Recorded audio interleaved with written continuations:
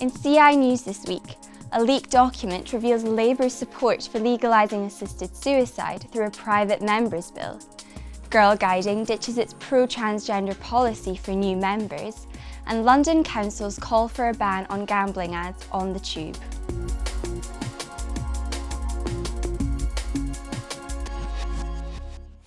Hello and welcome to CI News on the 5th of December. I'm Anna Prodan.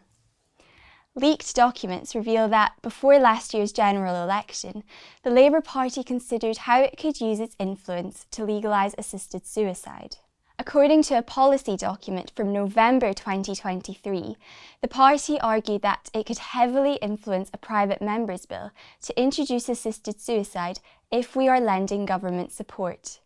We also know we can control the parameters of legislation carefully through working with advocacy groups and government civil servants to draft the legislation and provide conditions for parliamentary time.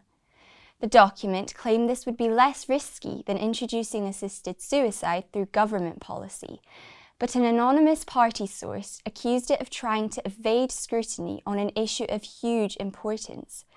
It's bitterly disappointing that Number 10 have sought to use the machinery of government and other parties as cover on an issue that needs more scrutiny, not less. Girlguiding has announced that membership will be restricted to girls and young women going forward. According to senior figures, the decision came in response to April's Supreme Court judgment that, for the purposes of the Equality Act, the definition of a woman is determined by biology. Boys identifying as girls, who are already guides, will remain for now, although another update is expected. It was followed by the Women's Institute, which has also now announced that from April 2026, it will no longer accept men who identify as women. The organisation said that, in order to comply with the Supreme Court ruling, it must restrict formal membership to biological women only. While officials at both charities complain they would have preferred not to make the change, Helen Joyce of Sex Matters told Jeremy Vine that both organisations had come to the correct decision.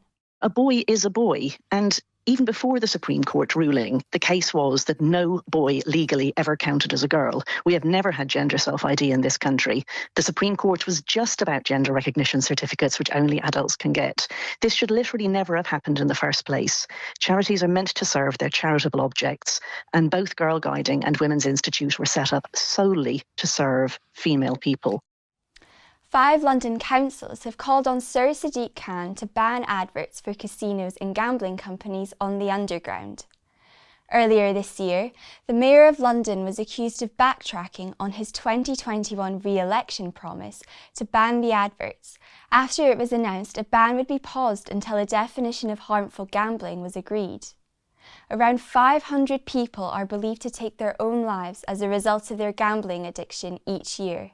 And now Barnet, Brent, Enfield, Hackney and Lewisham councils have urged Sir Sadiq to remove the adverts from a place where dozens of people attempt to take their own lives every year. Tracy O'Shaughnessy of Gamlearn told the CI there is no need for further delay. These are harmful products being advertised, normalised on our high streets, that young adults are using buses, tubes, trains to get to school and back all day, every day. And I find it astonishing that we're still seeing it so blatantly in our communities. Every day, we can't get away from it. And finally, parents in Northern Ireland who have lost their unborn child through miscarriage will soon be able to request a baby loss certificate. The Death, Stillbirths and Baby Loss Bill formally recognises baby loss prior to 24 weeks gestation. It is expected to be in place by the end of the financial year. Finance Minister John O'Dowd told the Northern Ireland Assembly that losses in early pregnancy are significant, heartfelt and too often borne in silence. Mum Gemma McGibbon, who lost 4 babies to miscarriage, welcomed the new arrangement as a compassionate response to parents and families who experience baby loss at any stage of pregnancy. The Christian Institute's Kieran Kelly described the schemes, which are already in place in England and Scotland, as a timely recognition of the humanity of the unborn and an important acknowledgement of the vital truth that life begins at conception. To explore these stories and much more, visit our website christian.org.uk and be sure to subscribe and follow us across our social media channels. Thank you for watching. Have a blessed weekend.